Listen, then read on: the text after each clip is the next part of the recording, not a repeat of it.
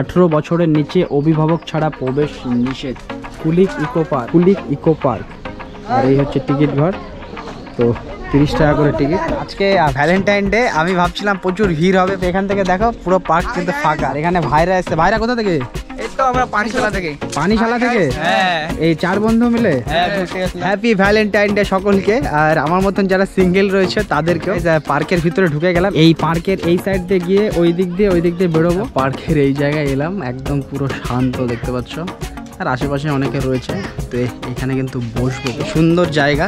Eco park যে রয়েছে এই পার্কে কিন্তু কেউ একা এসো না, বা ছোট বাচ্চা। বুঝতে পারছো কী কারণে বলছি। ইকো পার্ক থেকে সোজা চলে এলাম আমাদের প্রিয় কুলিক ফরেস্টে। আর কুলিক ফরেস্টে আসতে ঘড়িতে সময় 4:25 বেজে গেছে। এন্ট্রি করতে হয় ভিতরে, আর যেহেতু টিকিট নেয় না, ভিতরে ঢুকেই কিন্তু একটা খাতা রয়েছে, সেখানে সিগনেচার করে মোবাইল নাম্বার, অ্যাড্রেস, এই সমস্ত কিছু, টাইম কটা ঢুকলে এগুলো লেখে কিন্তু এন্ট্রি হতে হবে।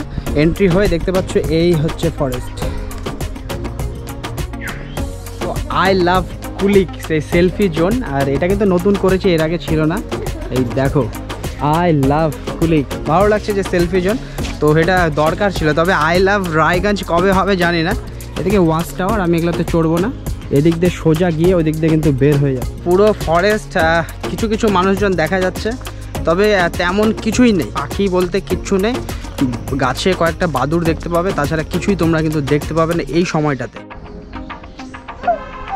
এশিয়ার দ্বিতীয় বৃহত্তম কুলিক পক্ষী নিবাস, রায়গঞ্জের সুবিখ্যাত কুলিক ইকো পার্কে ঢুকছিলাম। ইকো পার্ক থেকে আবার এখানে চলে এলাম। এখানে টিকিট ফ্রি রয়েছে, ওখানে 30 টাকা টিকিট। কুলিক ফরেস্টে এসে আন্ডার কন্ট্রাকশন সমস্ত জায়গায় অ্যাকোরিয়াম ছিল, ফটো, অনেক কিছু ছিল। তোমরা যদি আসতে চাও দূর থেকে তো এসো না, কারণ এই সময় পাখি দেখার মতন কোনো পাখিই নেই। এই কারণে তোমাদেরকে আসার জন্য না করবো। এই লেখা দেখো। তোমাদেরকে বলে দিই যে কুলিক ফরেস্ট যে রয়েছে ফ্রি টিকিট করে দিয়েছে, কিন্তু সমস্ত জিনিস বন্ধ করে দিয়েছে। এখানটায় তোমাদেরকে বুঝতে হবে, ফ্রি মানে কিন্তু ফ্রি, খালি হাটে ঘুরে বেড়াতে হবে। পাখি বলতে কোনো নামও নিশান নেই। আর কিছু কিছু গাছ এইরকম ফাঁকা পাবে, বাদুড়, সেই বাদুড় দেখতে পারবে। পাখি বলতে একটা দানাও পাবে না। খাঁচার মধ্যে কয়েকটা রয়েছে, বাকি বাদ অ্যাকোরিয়াম সব বন্ধ।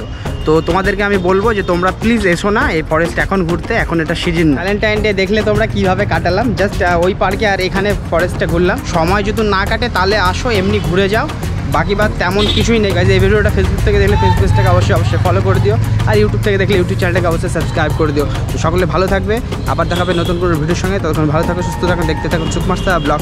সবার সাথে সবার পাশে। Bye bye, take care.